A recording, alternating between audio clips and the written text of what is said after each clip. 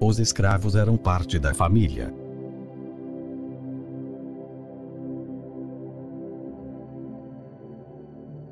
Depois de estabelecidas, as famílias mais ricas podiam aumentar de tamanho com a aquisição de escravos. A maioria era capturado em guerras, Números 31, 26. Deuteronômio 21, 10, ou comprado no mercado de escravos, Levíticos 25, 44. Oséias comprou sua mulher num desses mercados. Embora escravos fossem considerados como propriedades, Levíticos 25, 45, eles eram cuidadosamente protegidos pelas leis. Não podiam ser maltratados, Deuteronômio 23, 15 e 16. Tinham direito ao descanso sabático, Êxodo 20, 10. Podiam comparecer nas festas, Deuteronômio 16, 10 e 11. Os escravos eram tratados como se fossem da família. Eles não podiam comprar propriedades ou casar-se com escravos estrangeiros. A escrava da esposa de Naamã era bem tratada, segundo Reis 5, 2, 3. Um judeu podia tornar-se escravo para pagar uma dívida ou roubo, ou até por achar maior segurança na casa de outro homem do que na sua.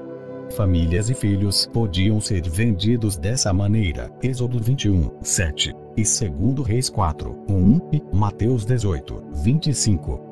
Tal pessoa vendia normalmente seu trabalho durante 7 anos, Deuteronômio 15, 12 a 18, a não ser que quisesse ficar como membro da família, versículo 16, em cujo caso sua orelha era cerimonialmente furada no batente da porta, versículo 17.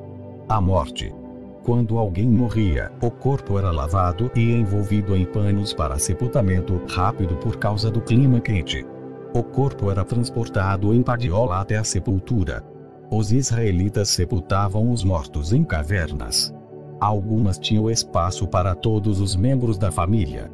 Se necessário, eram ampliadas, abrindo-se corredores com prateleiras escavadas na rocha, onde eram postos os cadáveres. As pessoas ricas tinham túmulos especialmente construídos, com escadaria que descia através da rocha sólida até a câmara mortuária. Uma laje e um bloco de pedra fechavam a entrada. Os pobres eram enterrados em covas pouco profundas em terreno aberto. Em torno do corpo era colocada uma fileira de pedras, e os espaços intermediários eram preenchidos com pequenas pedras e terra. O cemitério e os judeus. Os judeus não frequentam outros lugares antes da purificação, pois de acordo com a Torá, Números 19, 16, que diz, e todo aquele que sobre a face do campo tocar em alguém que for morto pela espada, ou em outro morto ou nos ossos de algum homem, ou numa sepultura, será imundo 7 dias. Razão pela qual os muçulmanos fizeram um cemitério em frente à porta oriental do templo chamada Formosa, por onde Jesus entrou montado em um jumentinho, pois eles sabem da mitzvot, mandamento judaico, que o sacerdote não pode passar por cima de um lugar onde esteja enterrado algum morto. Tal atitude torna a pessoa impura. Os grupos ideológicos. Os saduceus eram o grupo econômico e político dominantes na época de Jesus. A ele pertenciam os sacerdotes. Eram materialistas e não aceitavam a ressurreição. Os fariseus ou separados eram um partido leigo muito próximo ao povo. Distinguiam-se pela intransigência e rígida observação da lei. Os herodianos eram os defensores da dominação romana na Palestina. Estavam a serviço de Herodes e eram os mais ferrenhos perseguidores dos movimentos subversivos. Os zelotas eram membros do partido judaico que se opunha à dominação romana por julgá-la incompatível com a soberania do Deus de Israel. Os sicários, assim chamados porque carregavam um punhal, eram um movimento subversivo caracterizado por violentos atentados. Os essênios eram uma facção do clero de Jerusalém que se afastou para as montanhas do Mar Morto, a fim de encarnar uma vivência genuína da fé judaica. Os publicanos, ou cobradores de imposto, eram os coletores de tributos e taxas destinados ao Império Romano.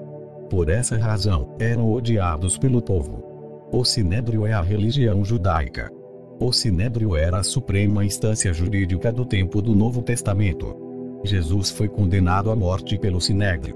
O Sinédrio era formado por 71 membros. Sumos sacerdotes, anciãos e doutores da lei.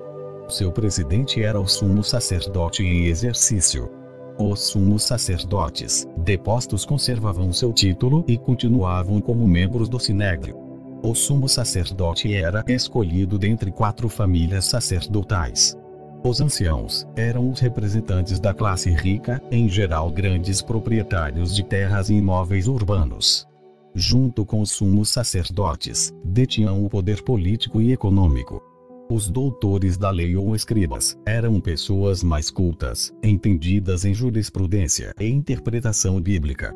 No sinédrio, representavam a ideologia dominante.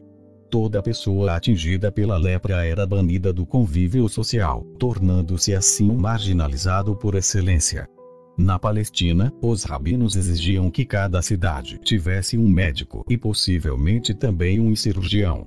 O templo sempre contava com um médico para tratar dos sacerdotes, que trabalhavam descalços e pegavam certas doenças.